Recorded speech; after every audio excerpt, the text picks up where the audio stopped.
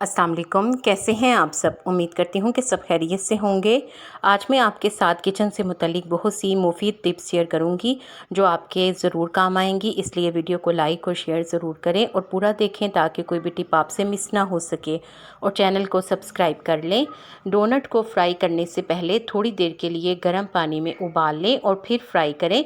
इससे ये अंदर से नरम और बाहर से क्रिस्पी बनेंगे। डबल रोटी सूख गई हो तो इसे थोड़ा सा गीला करें और फिर इसे गर्म करें। इससे ये दोबारा से ताज़ा हो जाएगी। बोतल में से शहद को निकालना हो तो इसके लिए पहले चम्मच को हल्का सा गर्म कर लें और फिर इस चम्मच के साथ बोतल में से शहद को निकालें तो ये चम्मच के साथ नहीं चिपकेगा। पानी की बोतल से बदबू दूर करने के लिए इसमें थोड़ा सा गर्म पानी और बेकिंग सोडा डालकर अच्छी तरह से हिलाएं और फिर बोतल को धो लें। इससे बोतल की बदबू दूर हो जाएगी। अगर दाल बच गई हो तो इसे ज़ाया ना करें बल्कि इसे आटे में डालकर गूंद लें और ज़रूरत के मुताबिक इसमें मसाला जात शामिल करें और फिर इससे पराठे बनाएं तो मज़ेदार पराठे तैयार होंगे। मसालों के डिब्बों को चूल्हे से दूर रखें। इस तरह इनमें नमी नहीं पड़ेगी और ना ही इन्हें ज़्यादा हीट पहुंचेगी।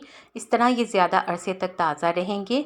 अगर कूड़े की बास्केट में से स्मेल आती हो तो बास्केट को धोने के बाद इसके नीचे थोड़ी सी चाय की पत्ती डालें और फिर इसके ऊपर शापर डालें और शापर में कूड़े को डालें तो इस तरह से कूड़े की स्मेल नहीं आएगी। आप इसे जहाँ मर्ज़ी रखें।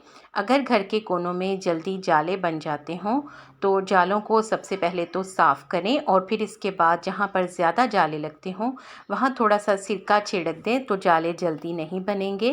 क्रिस्पी भिंडी बनाने के लिए भिंडी को फ्राई करते हुए इसमें थोड़ा सा बेसन मिला दें। बेसन मिलाने से ये काफ़ी क्रिस्पी हो जाएंगी। अगर हरी सब्ज़ी उबालने पर काली पड़ जाती हो तो उबालते हुए पानी में थोड़ी सी चीनी डाल दें। इस तरह से इनका हरा रंग ख़राब नहीं होगा। अगर मिक्सी जार में से बदबू आ रही हो तो इसको दूर करने के लिए इसमें थोड़ा सा गर्म पानी और नींबू का रस डालें और फिर इसे थोड़ी देर के लिए चला दें तो बदबू दूर हो जाएगी। अगर प्लास्टिक के डिब्बों में से बदबू आने लगे तो इन्हें नींबू के रस से धोएं। इससे इनकी स्मेल ख़त्म हो जाती है। अगर कड़ी ज़्यादा पतली हो गई हो तो थोड़ा सा बेसन पानी में घोलकर शामिल कर दें। इससे कड़ी का टेक्सचर बहुत बेहतर हो जाएगा और ये गाढ़ी हो जाएगी। चावलों का जायका बढ़ाने के लिए पकाते हुए इनमें कुछ लौंग डाल दें। अगर आप समोसे बना रहे हों तो समोसे की डो बनाने के लिए मैदे या फिर आटे में थोड़ी सी सूजी मिला दें। इससे समोसे काफ़ी क्रिस्पी बनेंगे। अगर पकोड़े ज़्यादा और हल्के बनाने हों तो बैटर में थोड़ा सा बेकिंग सोडा डाल दें। इससे पकोड़े क्रिस्पी बनेंगे। अगर दाल में रेस्टोरेंट जैसा जायका लाना हो तो पकाने के बाद इसमें थोड़ी सी कसूरी मेथी डाल दें। इससे इसका जायका और खुशबू दोनों बढ़ जाएंगे।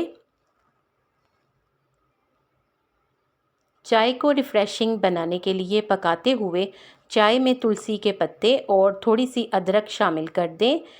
क्रिस्पी पराठे बनाने के लिए आटा गूंथते हुए इसमें थोड़ा सा चावल का आटा भी मिला दें तो पराठे क्रिस्पी बनते हैं। टमाटर जल्दी गलाने के लिए इन्हें काटने के बाद एक चुटकी नमक लगा दें। इससे ये जल्दी नरम हो जाएंगे और जल्दी पक जाएंगे। आपको इन टिप्स में से कौन सी अच्छी लगी है कमेंट सेक्शन में ज़रूर बताएं। वीडियो को लाइक करके शेयर कर दें। आपके शेयर करने से यकीनन किसी को फ़ायदा हो जाएगा। उम्मीद करती हूँ कि आपने चैनल को सब्सक्राइब कर लिया है। अगर अभी तक नहीं किया तो जल्दी से सब्सक्राइब करके बेल आइकॉन भी ज़रूर प्रेस कर दें ताकि आपको इस तरह की अच्छी अच्छी वीडियोस टाइम पर और सबसे पहले मिले। आप सबका बेहद शुक्रिया।